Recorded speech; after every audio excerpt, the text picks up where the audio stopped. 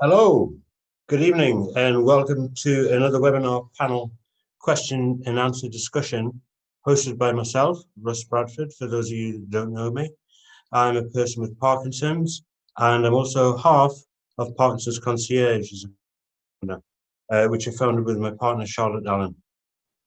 Tonight, I'm honoured to have some very special guests on our panel this evening who have kindly given up their time, their personal time, to join us and answer some of the pressing questions that have been coming in to the various feeds on social media over the last week. As always, there is a live chat facility on here, so please feel free to ask any further questions as they arise. We will do our very best and endeavour to answer them accordingly.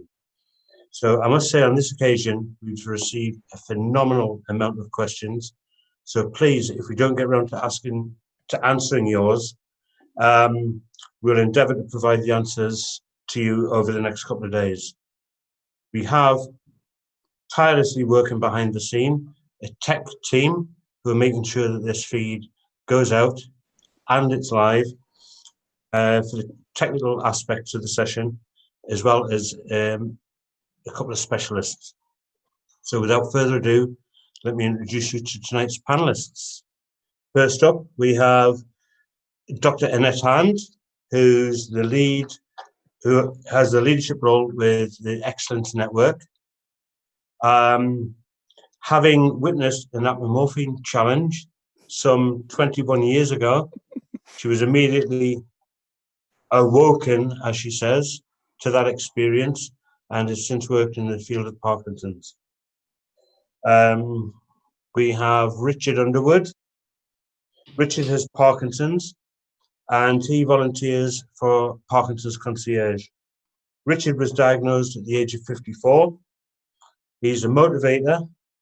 He works tirelessly to improve the quality of life for people living with Parkinson's. He's a spreader of positivity. And he's a passionate advocate for the Parkinson's community, always challenging the norm for the benefit of others. We then have Dr. Cliff Chen. Excuse me one second there. From Salford Royal Hospital. Now, Dr. Chen completed his psychology first class degree at the University of Edinburgh, where he won the British Psychological Society Award. He came first in his year. So we're very pleased to have you on board at tonight's session. He has clinical specialties and research interests in differential diagnostic assessments of dementias and degenerative conditions, in particular Parkinson's disease. So we are very pleased to have you on board this evening. Thank you. Next we have Janet Shaughnessy, who is the wife of Garry Shaughnessy. Janet Shaughnessy is a co-owner of an equestrian business in Hampshire. She started her career as a dance and PE instructor and worked in schools for 22 years.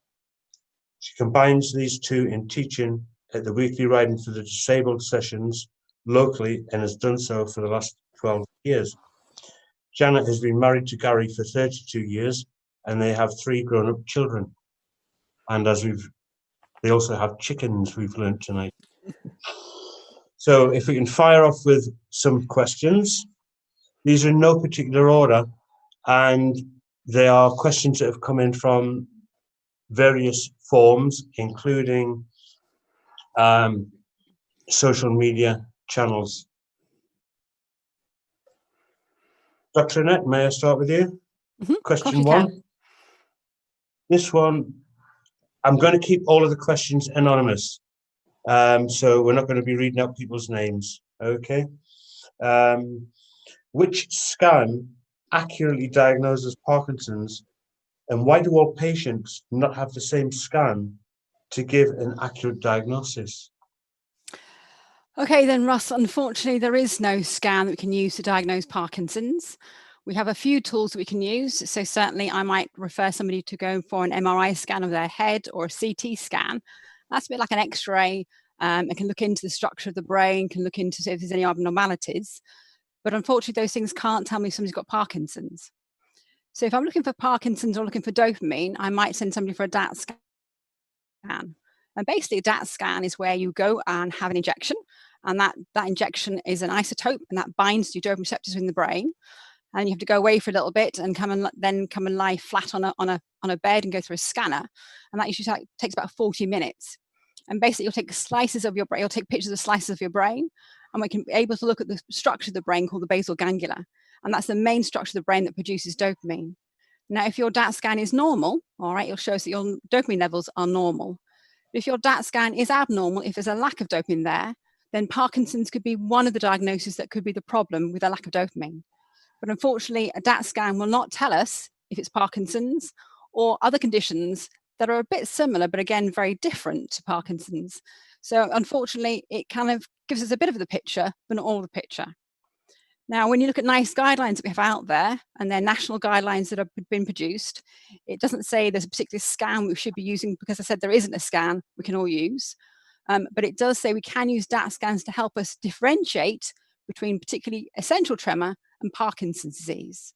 So there are conditions where it's really helpful to do a DAT scan, because sometimes tremors can look very like Parkinson's, but actually if we then do a DAT scan and DAT scan's normal, we know then that that person hasn't got a type of Parkinson's condition. But basically an abnormal DAT scan will just tell us there's a dopaminergic deficiency, but it will not tell us what that is. That's interesting. It's fantastic. Thank you for that, Dr. Annette. Dr. Cliff. Hello, yes. Go next. Yes. This is a question that's come in from Fiona. I know that she's happy for me to give her name away because we spoke yesterday. How can taking part in art and creative activities help people who've been diagnosed with Parkinson's? This is a really good question, actually, because it taps into some of the key things that I like to do when I support people with Parkinson's in our talking therapy sessions. So the first thing about art and creative activities is it relaxes us, and it takes our mind off of the worries. So if we create something, we're focusing on that rather than on whatever worries or concerns we have, but it also gives us a sense of achievement and makes us feel worthwhile, particularly with regards to how we're spending our time. If we're also developing a new skill, I know I can't draw very well or paint very well, but if I'm developing that and I'm going to a class and I introduce a social component to it as well, this can boost our mood and our sense of connectedness to others. I know a lot of people out there might feel sometimes quite isolated with the condition. And it's very important to build up not just that sense of self-worth and like we're developing ourselves, but also that feeling like there are others with us as well. And finally, I suppose this taps into what people might think of as the effective component for art therapy. It can help us work through some of our difficult feelings and thoughts by channeling those, the negative feelings and thoughts, into something creative and turning it into something positive. I mean, it's something I say quite often because I see it in the people I support. We can spend so much time trying to fix our health condition that we lose sight of the reason we're doing that, which is so that we can do everything that matters in life. And sometimes I have to say to people, well, you're working very hard to get the most from your treatment and your condition. Well, what have you done today that'll bring you joy and contentment and a sense of peace and connection to others? Because today won't come again. Fantastic. Thank you so much. That was very inspiring. And from a personal background, being involved in the Parkinson's community for coming up to 8 years now, I've noticed a lot of people some of these people have never touched a paintbrush before in their life, but they get inspired and they try it. And before you know, they're like Picassos. Some of the work that they produce is fantastic with arts and crafts. Yes. So thanks for that. That's very informative. Richard, if I may ask you a question that's come in. What 3 bits of advice could you give to someone who's new to all this, please, Richard? Right. Well, when I was first diagnosed, somebody said to me, don't look in your past, because in your past is where your guilt lies. The things that you used to be able to do, you can't do possibly now. And you have to put those things aside and don't look into the future, because the future is where all your anxieties are, what you think you may become, which you may never. And I was always told to look at today, to wake up tomorrow, and to try and strive to do something slightly better than you did yesterday. So I have superpowers. I can run, I can skip sideways, and I can run backwards. But I'll tell you what I can't do is to walk forward very, very well. But that doesn't matter, because every day I strive to do a little thing a bit better. And that's sort of my advice. And the other thing is around socialization, is to get out there and meet people, not just people with Parkinson's, but to meet your friends. Don't feel embarrassed, don't feel guilty, and try, if you can, to join a support group, which Parkinson's UK run, or support groups online, which help with positivity, friendship, and support. And they're my bits of advice. Thanks, Richard. Coming from a person with a condition, it's very easy to, to understand where you're coming from. So I know that your wife is very involved in the Parkinson's community too, supporting you. So thanks for that.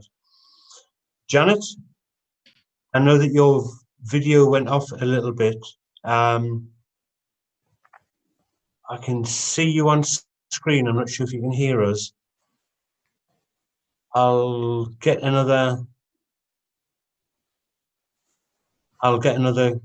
question in and come back to you if I may. Again, not in any particular order, but I'm going to pick on Dr. Annette. Right, this is quite a long one. I felt I had PD for a good 2 years, but the GP wouldn't listen. I kept going back, and eventually I was referred to a neurologist, but that took 8 months. Even though I knew in my mind I had it, actually being told I was right was devastating. I had a couple of weeks off work until I could get my head around it, but that was 2016, and I'm doing okay. Still working full time in the care industry, but unfortunately, lately my body aches more, my left side is affected, and I have chronic pain on relaxing and trying to sleep. I'd like suggestions on what I could do. I think that's unfortunately a really typical story that we hear, Russ, about taking so long to be diagnosed. Certainly there are guidelines out there that tell GPs that as soon as somebody presents with symptoms that could be Parkinson's, to refer them through to a specialist, and that's really important. I think the problem is that GPs don't see an awful lot of Parkinson's, especially in the early stages. And when people talk about being tired or having problems sleeping, maybe, or having restless legs even, or constipation, they don't always put the pieces of the jigsaw puzzle together. What I'd also say is, though, if you have symptoms, then it's really important that you do keep going back to your GP and saying, I'm not right, something's not right. And if you've got an idea that it could be neurological, then please have a look at who you can be referred through to. What I would say is make sure that you're referred through to a specialist who understands Parkinson's. I know that often people are referred through to neurology, and actually not all neurologists are specialists in Parkinson's either, and don't have teams or support around them. So for me, you have a choice, an option. So when you see the GP, you can choose who you go and see. So there's a system called Choose and Book. So definitely have a look at who's around you, what services are around you, and where you want to be seen.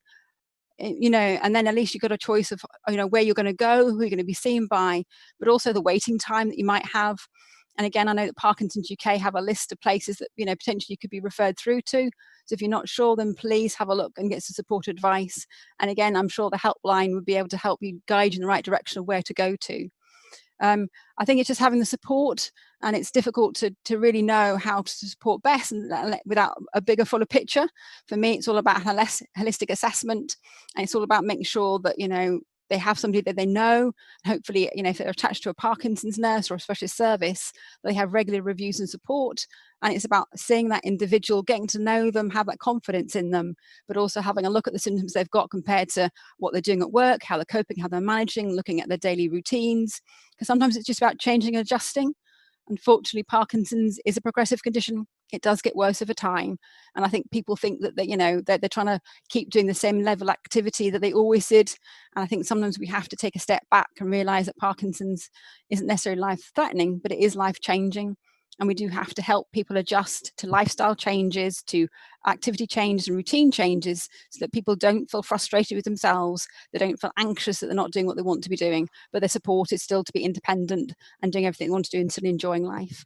So I know it's not the full answer, Russ, but I think it's just to say that, you know, it's really important to have a proper team around you to support you.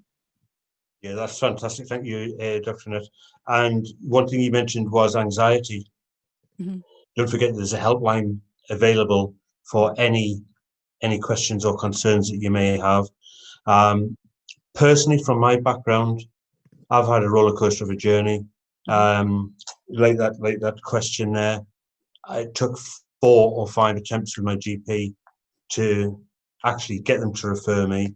I was very close to going under the knife for surgery on my shoulder, having been told it was a trapped nerve that I had for, you know. And when I presented, after a friend told me, "Oh, you might have Parkinson's," when I presented that to the GP, I was met with the response, "Don't be silly, you're far too young for that." So it's a learning curve for them as well. Welcome back, Janet.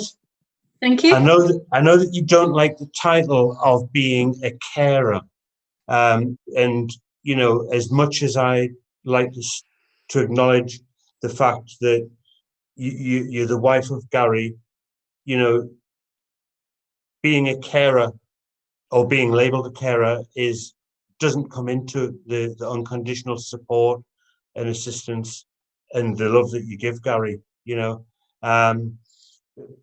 please don't take offence, because a lot of these do say carer. That's all right. It's from the angle of somebody who looks after somebody with Parkinson's, as it were. Yeah. So the question I'd like to ask you is, how do you feel that carers and family members could be better supported and understood?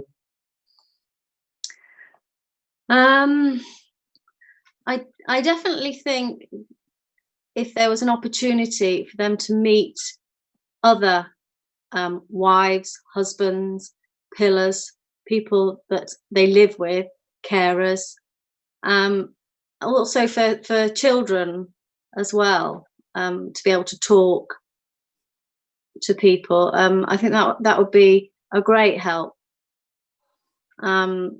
Maybe somebody who's had more experience with living with someone with Parkinson's, I think that would be helpful. I quite often say that, you know, my partner's got Parkinson's as well. Bless her, she's had it longer than I have. Quite honestly, I can say that it's probably worse for the person who's in that position than the person with the Parkinson's, because they're watching their loved one, you know, struggle with things that they used to do without even thinking of it. I remember I'd lost a lot of the dexterity in my right hand. So simple tasks like turning a screwdriver became very difficult. And having been an electrician in my past, it's, you know, it's quite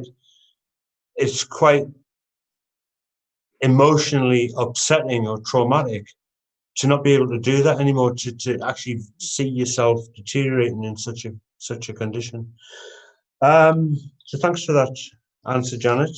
And it's good to have you back. Technology is a wonderful thing when it works. Richard. Yeah, I'm with you. You're off mute. Fantastic. What exercises do you do?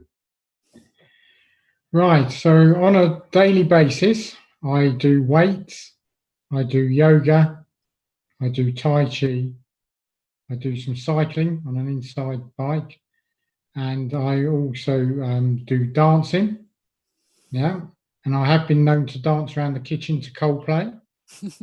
Yeah, dancing is the best thing that I can do, actually, because it gets me moving. And I also do boxing, which I've never done before in my life, but I think it's fantastic. And I also returned back to badminton after 2 years, and I beat loads of people who have plenty of dopamine in their brains. Because when they saw me come on the court with my 2 Nordic poles, they were laying bets down. Yeah, we beat this person. So then I whopped them all and collected the money. Again, positivity, yeah, exercise, and try and just do your best. But it is around about doing sort of rigorous exercise, whether it's gardening, whether it's walking. And my message is keep moving and keep trying to do your best. Thank you. That's great. That answers a lot. I hope you don't do the exercising all at the same time, mind. You know, you've got to be careful on those treadmills and the cycles. Yeah, no, I saw somebody with Parkinson's who was doing something with yoga where they had people standing on their feet in an acrobatic mode the other week. And I did look at it and I thought, no, not for me. Back to the cycling. Good stuff.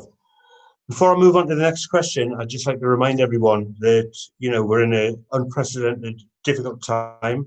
It's a difficult time for all of us, but it's important to remember that the charities are struggling to continue to offer the levels of support and assistance we've all become accustomed to.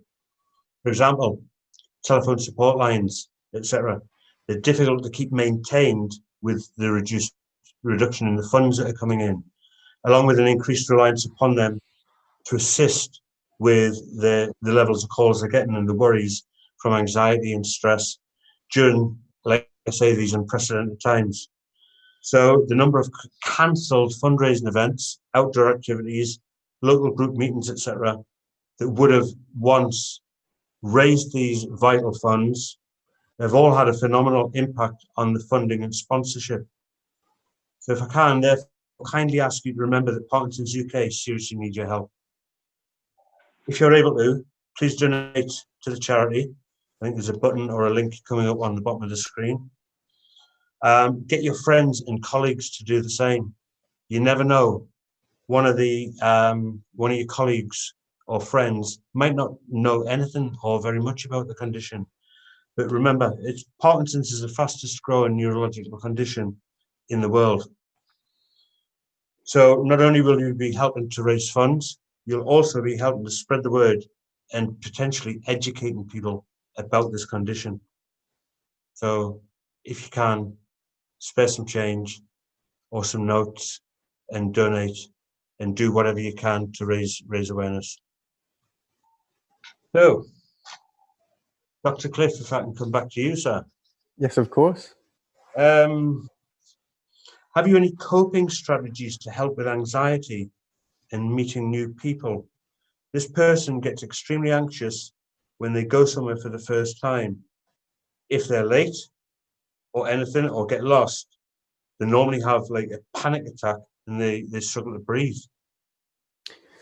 Yes, it's really, first of all, I should say thank you to Parkinson's Concierge. I forgot to say that in my excitement to answer my first question. So thank you for having me. Yes, unfortunately, this is quite a common one as well. Meeting new people, going to new places, crowds, and timings and travel are often things people become quite anxious about. Sometimes for specific reasons, like I don't know where the toilets are, or I don't know, will I be able to get there on time physically, or I don't know how I'm going to be. But I suppose what I would like to do first and foremost is sort of plug for an MDT approach, like Dr. Hand was saying, because if someone has anxiety, I don't automatically start with it's something psychological. Parkinson's, like many neurological conditions, are a biological, psychological, and social problem, and we need to think of it in that way. So some people develop anxiety because when they're coming into an off period at the end of their dose, and it's quite reliably time locked to that. So it might not be that I need to get involved straight away, but taking the point that this is about meeting new people or getting out and getting to places, the two key drivers for anxiety in a psychological sense are worry and avoidance. So worry is usually a question about something. Will I be able to cope? Will I get there on time? Are people going to judge me? And avoidance usually serves to relieve the symptoms of anxiety. So I will just withdraw, or I will avoid the stimulus, the thing that causes me to feel anxious.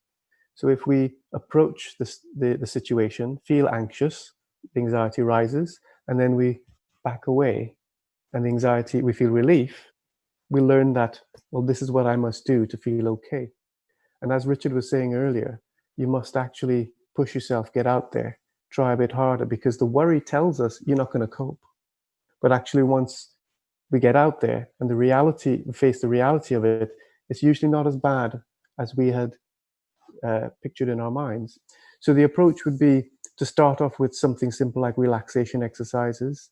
Simple breathing exercises can help settle the physiology as well as focus the mind on something else besides the worry. Once we're good at that, we have to practice that when we're calm first. David Beckham probably didn't kick free kicks in the middle of a high pressure game. He practiced when it was calm and quiet. This is a skill, not a pill. So you get good at it, and then you put it to the test. The next thing is to challenge the avoidance. So once you're good at the relaxation, then you gradually expose yourself to more anxiety-provoking situations in a stepped fashion. You do not move on to the next step until you feel habituated or comfortable with the first step, because anxiety might spike, but it will come down because we get used to everything after a while, even a crowded, busy environment. If you treat it like that, you can overcome the anxiety. Wow. What can I say? Fantastic answer to a very good question, and thank you. Mm-hmm. Thank you for taking that and answering it. Dr. Annette, if I can come to you, if you take your mute off. Thank you. I've done. I like the idea mentioned in a group last week of an open day for people new to Parkinson's. Why does this service not get offered to everyone to go along if they want? Russ, I think it all depends on which service they belong to and what a service setup is. In the past, I know that nursing time has been reduced. So I know that services have been redesigned and looked at. I myself lost a whole time equivalent to a Parkinson's nurse a few years ago. So again, it had to change how we used to work. So we used to be very proactive about being able to have, education days and support days, new patient groups. But then when you lose members of staff because trusts are strapped for cash, then that makes a huge difference. That's why it's really important then that, people with Parkinson's really push for a Parkinson's nurse if they haven't got one, push for the services they think they should have. And again, that's why it's really important to take part in the study that we've got ongoing at the minute. It's been a bit of a plug going on there. But again, Parkinson's UK are fantastic. So they've got lots of lovely groups of support for newly diagnosed people with Parkinson's. There's a really lovely project ongoing called Parkinson's Connect. And I've been a part of the pilot site for that. And hopefully that'll be rolled out later on this year. So again, if you're newly diagnosed, it's about trying to find the right information for you at the right time. And Parkinson's Connect is all about that, having a personal person to talk to, understanding your needs and your, what you need to support you in your journey, not only for you, but also for the people around you. So this is not just for the person with Parkinson's, it's for their friends and family members too. And I think it's a fantastic way of also being supported at those early stages. So again, each service would love to be able to provide these support sessions for newly diagnosed people. But again, it's very much depending on what we're allowed to do and what time we have available. But again, there's lots of support from Parkinson's UK to be able to do that as well. So a combination of things, hopefully you'll get the support you need at the beginning of your journey. Right, thanks, Dr. Annette. I wonder if one of the team would mind answering this one. It's a one that's come in live from a gentleman. Hi, I've been told I have Rem Sleep Disorder as part of my Parkinson's disease. I don't really understand it. Could anyone explain, please? Yeah, I'll take that one back again. So Rem Sleep Disorders, this is rapid eye movement sleep. So when at night time, we all dream and we all have sleeping cycles, and we have several cycles where we have dreaming. And often in Parkinson's, we find that when we're dreaming, those people will shout out or be more restless through the night time or even lash out. So sometimes it's often not the person with the condition that notices it, is their partner, their loved one, their husband, their wife, because they could be lashed out upon. So this is really common. Also, Parkinson's medication can actually make that worse at night time, but also it can make it better. So it's one of those things that it's about, being aware for, but being aware of it. And we sometimes see it as what we call a prodromal feature of Parkinson's. So often we see it even before the first, what we call the motor features of Parkinson's, the first signs of tremor or stiffness or slowness, then people can have this Rem sleep disorder. So there are things we can do to treat it, but again, it's having good sleep hygiene at night time, good patterns and routine to bedtime, that we can talk you through about that, strategies that can help you. And again, we don't always reach for medication, certainly not, but there are things we can do. But it's all about how you dream, and actually dreaming just means that you're more active, talking sometimes, shouting in your sleep, and moving around more in bed. Thank you. Thanks for answering that one. Janet, if I may, another question for you. If I may ask, how has Garry's diagnosis changed your life? In a lot of ways, it's changed our lives in a positive way. In that, for a very long time, we were talking about Garry retiring, as he had quite a demanding role. And we kept saying, well, maybe another 12 months. And although he didn't retire till, I think, probably about 3 years into the diagnosis, it probably was earlier than we would have anticipated. And we've done a lot of wonderful things since that we wouldn't have done. We travelled, we had our gap year, but it was 2 months. And so that's been a positive thing. We've had a lot more time together. Garry's upped his exercise. He loves exercising, he loves running, and we've done a lot of, traveling while Garry runs marathons and I just do the halves. From a negative point of view, yes, it's a shock. But I think once you start to sort of accept it and think about the future, what I find is not to think too far into the future and just live for the moment, live for the next day. And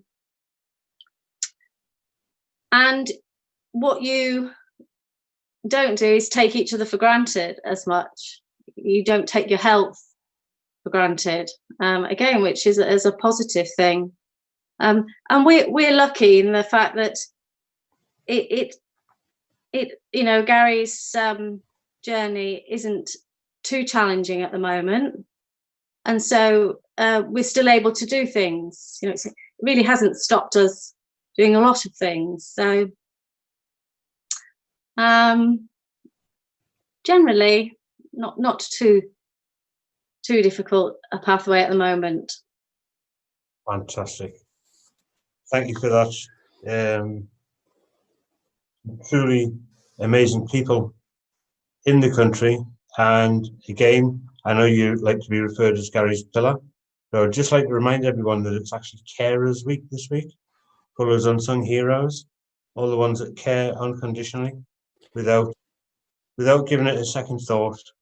Without them, the world would be a worse place.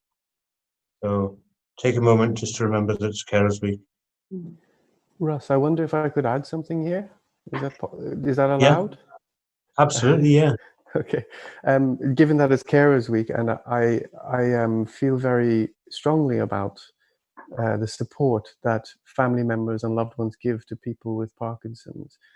Not only because they do it out of love, but in many cases they do it freely. Absolutely, a lot of people don't get the financial support that they deserve, or it's means tested and they're not allowed to have it. And it supports the NHS, frankly. But besides that, what I see a lot, I often have people with Parkinson's and their family member or carers in sessions with me.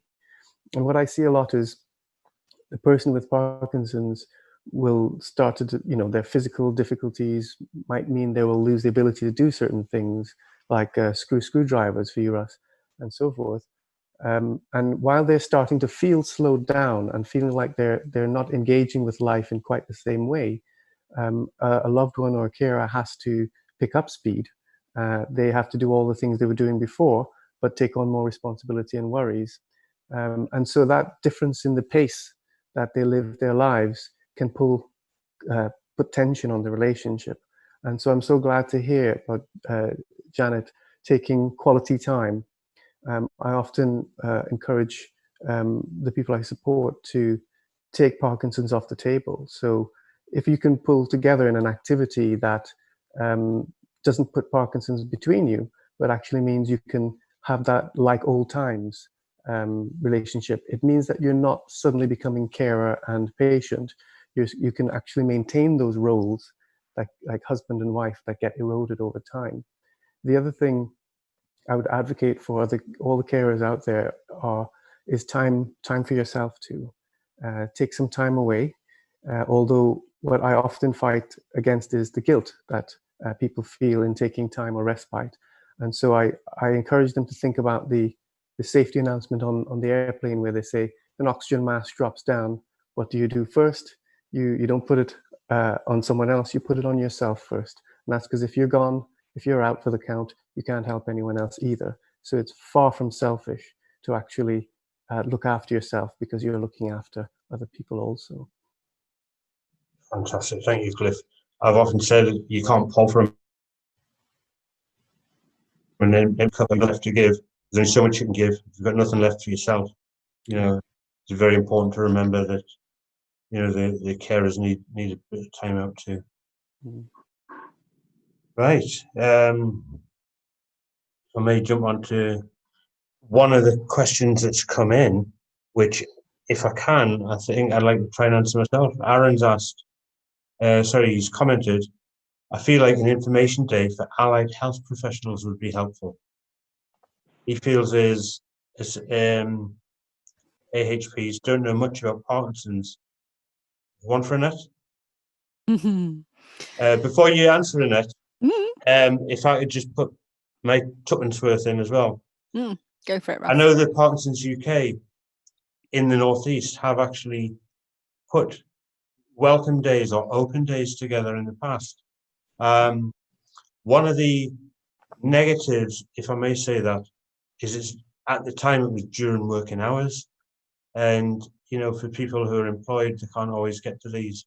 But for the allied health professionals, you know, we understand that they work through, like us, 9 to 5 or slightly later. So getting them to be there after hours is quite difficult. But I know the local groups up in, I think it was the Newcastle and North Tyneside group, got a few of them put together and had a welcome day at one of the hotels on the quayside. Mm-hmm.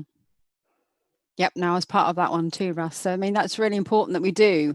And it is about being flexible, and it is about having education and training, but not one size fits all. So certainly we're working with Parkinson's UK to build on education sessions that people can access online, can do their own time, courses are available, and multi-professional. For me, Parkinson's is truly a condition that does need every single professional you can think of being part of that team. And obviously you've got to have an understanding and a knowledge of the condition, the impact it can have on individuals and their families and friends around them as well, to be able to support everybody, you know, that's affected by this condition. We are desperately trying to increase the number of, you know, multi-professionals in Parkinson's. You know, we struggle sometimes to get, you know, support for psychology particularly. You know, certainly many services have difficulty being able to put cases together to support that. But, you know, majority of services hopefully have now physiotherapy support, occupational therapy, speech and language therapy, dietetics, to name but a few. So it's definitely, you know, something that's out there. Nice guidelines recommend fully an MDT approach. But again, it's trying to pull people through. I said we struggle, us in the, you know, services, you know, we know what we need, but sometimes it's really difficult when you're fighting against health services that have really limited funds available to kind of pull together resources to be able to get all the team that you want. But there's some fantastic examples across the UK of that. But we are, Russ, we're trying, you know, our hardest to be able to pull together for support and, you know, putting different options available for education and training for all professionals out there. Fantastic, thank you, Annette. And Dr. Cliff? Mm-hmm. if ever you think about it, Northumberland, Newcastle, it's a lovely place. Right. Okay. Yes. Shall I come? I'm personally quite fortunate that, you know, I'm quite fortunate in that the service up in the northeast is second to none. We've got facilities in Gateshead, which is about 10 miles north of me, North Tyneside, Newcastle RVI. You know, they're all within about half an hour's drive. So the service that we have is phenomenal. But, you know, if ever you fancy moving across, you know, and Annette said that they need more psychologists. Yes. Drop me an email. Make me an offer. Question for Richard, if I may. I would like to know how the postcode lottery situation is affecting you, as it seems to be affected by where you live. Right. Well, the postcode lottery where I live, I think is what we touched on just a moment ago. Unfortunately, services across the country are not all equal. So where I live, there's potentially a 2-year waiting list to see a movement expert. I'm still waiting to see a Parkinson's nurse. And the lack of support for newly diagnosed is really non-existent in the area that I live. And this is one of the things that I believe should be the same across the UK. Everyone should be entitled and they should be empowered with the knowledge to be able to manage the condition. Yeah. So when we're all newly diagnosed, we don't necessarily need a carer, but what we all need is that empowerment, because to be honest with you, I'm the carer for my wife and she cares for me. And that's how we manage the condition. So one of the causes that I always sort of argue about is sort of equality of care, and also a one-stop equality of care as well, so that I have a team like Russ does up in the northeast that helps and supports me through my Parkinson's. So I basically have empowered myself by knowledge, and sometimes that knowledge is not always correct. But that's mainly through my determination to find out about Parkinson's. But the equality across the United Kingdom needs to improve.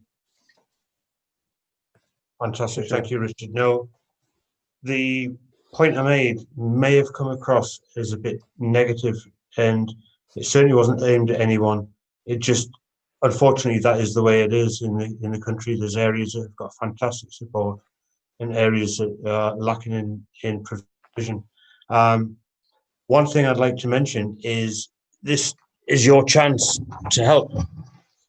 And if I just grab this, what's become apparently clear from a lot of the questions that have been asked of the panelists over the course of the last few weeks and the last few webinars, it's an issue of what we refer to as the postcode lottery, like I've just mentioned, and Richard and Annette have answered.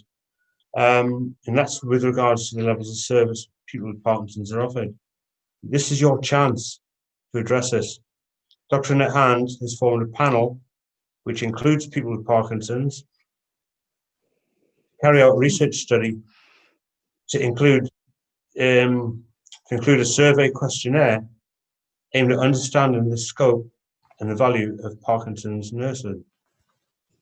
There's 2 sets of questions. One is for people with Parkinson's and one is for the rock, the person beside them, the carer, you know, however you address them, the pillar of support. So if you live in the UK, because we know that this webinar is going across a couple of continents, if you live in the UK, please fill it in. It gives us all an opportunity to get the service that we're looking for.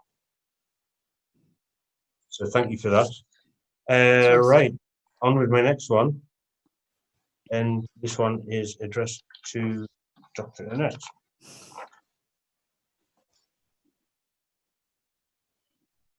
In your opinion, what provision should the newly diagnosed be offered at the outset? Can you see a way forward to reduce the postcode lottery? Because provision is very inconsistent across the country. And again, we're addressing questions that are relevant to newly diagnosed. And as a charity, Parkinson's UK do everything possible to find out where these pockets of good service are, where it needs improved. And with everyone's help, if everyone speaks up a little bit and fills out these reports and surveys, that's the only way that things are going to improve. So over to you, Dr. Annette. Okay. So Russ, we do have national guidelines about what people should be able to access. And certainly within Parkinson's UK, we carry out an audit every couple of years to see if actually we're meeting those targets. NICE guidelines tell us also what people should be accessing. But for me, I think the most important thing is that you get referred to, I said, to a service who understands Parkinson's, a specialist service that has access to an MDT approach, so has access to a specialist consultant in Parkinson's, a nurse specialist, as well as physio, OT, and all the basics that you need in terms of helping support and manage your condition as time goes on and your journey progresses. I think for me, first off, what I tend to do is must admit, I refer people through to physiotherapy. I think the thing with Parkinson's is people have often had symptoms for probably many years, even before they've come to see us in diagnosis. And many people pick up bad habits in terms of how they stand, how they walk, and how they move. And they don't even sometimes realize the changes that have been happening to them. So for me, we know now that exercise and physiotherapy is really, really important, not only in kind of helping you feel good, but also in slowing down disease progression and helping support people functionally over the long term. So definitely, I must admit, I encourage referral to physiotherapy at the very outset. And then it all depends on what individuals present with and how they are. We have a whole team approach, but what you're going to do is say to somebody, you need to see X, Y, and Z all at the very beginning, because sometimes it can be overwhelming. And I think it's about people knowing what is available, what support there is, and offering people, if you feel like, a menu of choices and options and information support. That for me is the really important bit. So certainly explaining about the service that you have, how to access that, what support there is available, having a named Parkinson's nurse at the very beginning, so you've got somebody who can support and contact. Again, the Parkinson's Connect project's really valuable too, I think, because that's giving you support at the very beginning and helping you through your pathway. Because this is a journey we're going to have for a long time, and it's about building that relationship at the very beginning. And it's not me about information giving, it's about information sharing. So when I see somebody for the very first time, it's about, what do you know about Parkinson's? What can I, let's talk about this. It's not about me saying this is what it's all about, and it's very much starting off how I would want to go on and how I want a relationship to develop over the years. So yeah, I'll promote physiotherapy, I'll promote exercise, I'll promote healthy diet, sleeping tips, and all those things about self-management. But at the end of the day, for me, it's having a package, and it's telling people what's available out there or where to go if later on they've got questions they want to have answered. So again, you'd hope people get the bare basics minimum at the very outset. That's Dr. Annette. I know a lot of the frontline nurses and the care staff have been redeployed during this crazy time with the COVID-19. Mm-hmm. But on the upside, I know that the Parkinson's UK's helpline have actually taken on a few nurses to help with any concerns that they've got. So please don't forget, there's a helpline there. Mm-hmm. The service is available. And, there's no shame whatsoever in reaching out and asking for help if you need it. So please, that's what the helpline's there for. So, Dr. Cliff, if I may. Sure. Next one for you.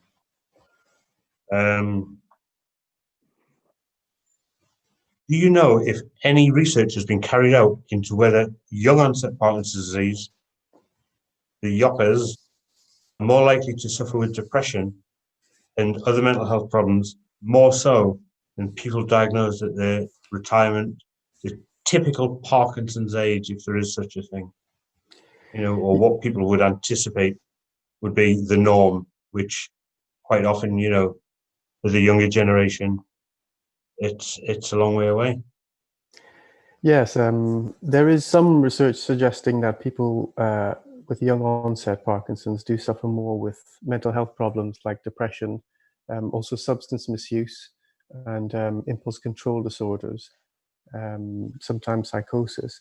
But I mean, again, this is another plug for the MDT approach. It's one of those things where you've got to take a multifactorial view of this. Sometimes it's something to do with the medication that I don't know anything about myself, so I want to have the psychiatrist, PDD nurse, or the consultant on the end of the phone. But if I'm working with them, yes, I try to take the psychological approach and say, well, what is it about this that I can support as well? Often people with young onset Parkinson's, they're facing something completely different. So their self-concept is going to be very different because Parkinson's, there's a lot of assumptions about someone being older or frail, and so they don't see themselves in that way or at that life stage. They can also feel challenged by a loss of an employment, a loss of that role, a loss of the finances associated with it. So in terms of suffering with mental health problems, there could be all these social factors as well that come to play in it. But yes, I think there is some research that suggests they might suffer more with mental health problems than your older cohort. Thank you for that. That leads on to another question, which has just come in from Aaron. And I know he won't mind his name being shared because he's a good friend of ours. Is there any reason why, psychologists aren't offered from the start for young onset Parkinson's disease sufferers as a service, help them through coming to terms with that diagnosis, it's quite literally life-changing. It's something that you don't expect to hear in your life. And you shouldn't really hear it at any age, but with it being the fastest growing neurological condition, it's, in my personal opinion, it can affect people worse when they get that diagnosis at an earlier age. Well, I'll just say from my point of view, but I think maybe others will have something to say about this too, because we're touching again on the postcode lottery and the differences in services. I'll probably just add something from my perspective then on top of that. I would say that perhaps sometimes, depending on who offers the diagnosis or where the patient is or who they see, psychology isn't always thought of straight away. I wonder, I have no basis for this other than just a personal reflection, if the health service being a reactive service, which waits for something to be a problem before it then puts services in, rather than a proactive or preventative service, by and large. If I wonder if that's some of the reason why it's not thought of as, well, let's just support someone on this journey, because I think it can be quite useful to have someone there to help you along the way with that journey of acceptance, that journey of assimilating into this new lifestyle. That said, I would never say that someone always has to have a psychologist. I'd say there's a huge amount to be done with just connecting with family and friends and peers and people who also have Parkinson's. There's something that a psychologist can never do, and that is speak to you and understand the way that someone with Parkinson's can understand as well. So I think there's multiple avenues for support along the way, and we shouldn't forget that. Fantastic, great answer. Thank you, Dr. Cliff. And just to remember that, like I said before, there's helplines available if you are struggling. This COVID-19 is unprecedented. It's causing a lot of anxiety. So the help and support is there should you need it. Richard, if I can pick on you, sir. Yeah, go away. Yeah. We have sorry. Sheet. Here we go. I knew I had one for you.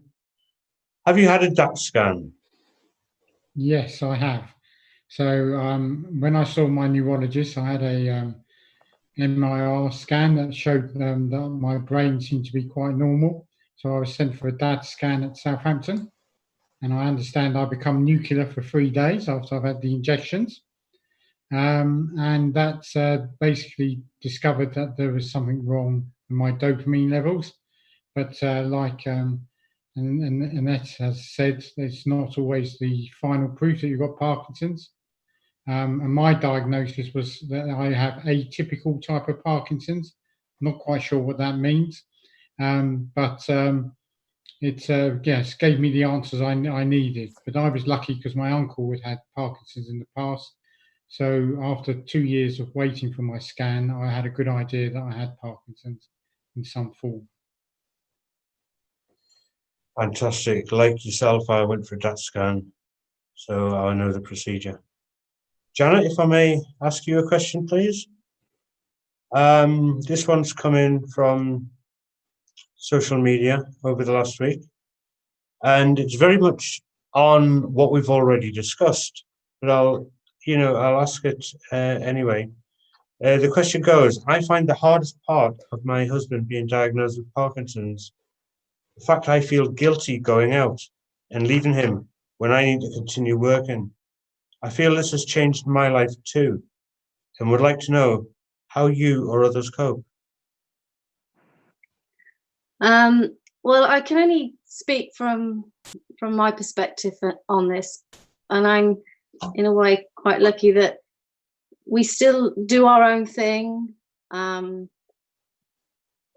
We sometimes exercise together, but we sometimes exercise apart, and I think having your own space is good to have this third person in your marriage. It's called Parkinson's, if you like, because you have to have your own space and not feel guilty about doing your own thing, because that will make you stronger to help you support your partner, and then you don't begrudge being there and being the pillar. As I say, I think having your own interests and then when you are together, you've got things to discuss that you can bring a different view to the table on things. Whereas if you're constantly together, that's not that can't be too healthy for both of you, really. Yeah.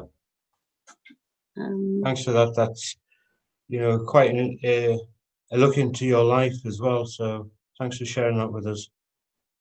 Dr. Annette, if I may, I think this is going to be one of the final questions to round off. Pre-COVID-19, what would your reaction have been to somebody being diagnosed over the phone? How should a diagnosis be handled whilst we're largely dependent on remote appointments at this moment? Okay, so I would never diagnose Parkinson's over the phone, Russ, because Parkinson's is a clinical diagnosis still. It very much depends on what you look like, what you tell me, and what I find in examination, and I can't do that over the phone. Over the last few months, I've been using Attend Anytime, which is a video consultation tool that we've been using within the NHS. And for me, that's been really helpful. So I must admit, before COVID-19, you could have been waiting 5 months to come and see us in clinic. I saw a new patient yesterday that I just got the referral form end of last week. So we're waiting less than a week to be seen for a video consultation. And certainly I've been using that an awful lot. There have been some people that haven't got access to that, so I have had to phone them and speak to them over a phone. But for me, I suppose it's just making sure that they've got nothing that I would call worrying neurology, because there's so many conditions out there that somebody could present with that could be very serious, could be very life-threatening. And what I'm trying to make sure is they haven't got those symptoms that I suddenly need to get somebody in for a scan for, an MRI or a CT that I might be worried about, that might be life-threatening. And sometimes it's about saying to somebody, at the minute, I really can't tell. I would have to wait and see you in the flesh and see you face to face, and whether that's when we can open up clinics. Luckily for us, we're hoping to open up clinics the next couple of weeks. They will be very different, and clinics won't be the same as they were beforehand. But I said I would never diagnose Parkinson's over the phone, because that's not appropriate. We need to see somebody, and if that's via video consultation, that's fine. I haven't had any problems with that. But I think at the end, some people had to have a phone call and sometimes people have to wait. But for the minute, it's about making sure that we're safe, that there's nothing that's worrying there, that I need to suddenly urgently get seen or assessed in a hospital setting. So it might take longer for some people. Thank you, Annette. That basically draws tonight's session to a conclusion. So again, just before we go, I'd like to remind people that it's a very difficult time. It's important to remember that charities struggle to continue offering the levels of service that we've all become accustomed to. For example, the telephone support lines, they're difficult to maintain with the reduced funds, reduced income, along with an increased reliance upon them to assist with the people who need them. So it's a catch-22 situation. As we all know, COVID-19 has left us all stuck indoors, and the number of cancelled fundraising events or outdoor activities and the local group meetings have all come to an abrupt halt, which no one anticipated. It's had a phenomenal impact on the funding and sponsorship that should have been raised. On behalf of the team behind the scenes here, and certainly Dr. Annette, Janet Shaughnessy, Dr. Cliff and Richard, I'm sure they'll all agree with me that we'd ask people to remember that Parkinson's UK seriously need your help. Any donations made, I believe there's a button coming on the screen or a link. If you're able to make a donation, please try and encourage some friends or colleagues to make a donation too, because not only will you be asking them and talking to them about Parkinson's in general, you'll actually it gives you an opportunity to educate people and tell them about Parkinson's, which is, after all, the #1 fastest growing neurological condition at this moment in time. Mm-hmm. So as a person with Parkinson's, my commitment is to continue raising awareness and trying to raise funds, as well as offer products and services that help people with Parkinson's. It's been a pleasure tonight. So thank you very much, Dr. Annette Hand. Thank you. Janet Shaughnessy, Dr. Cliff Chen, and Richard Underwood. And from the team behind the scenes, who are hiding there, feeding the things through. I'd like to also point out that if any of your questions haven't been answered in tonight's session, I'd be more than very happy to follow up, get the answers that you're looking for, and get those through to you. So thank you for watching. I hope it's been enjoyable. We've had a good time here, so thank you very much. Thank you. Thank you.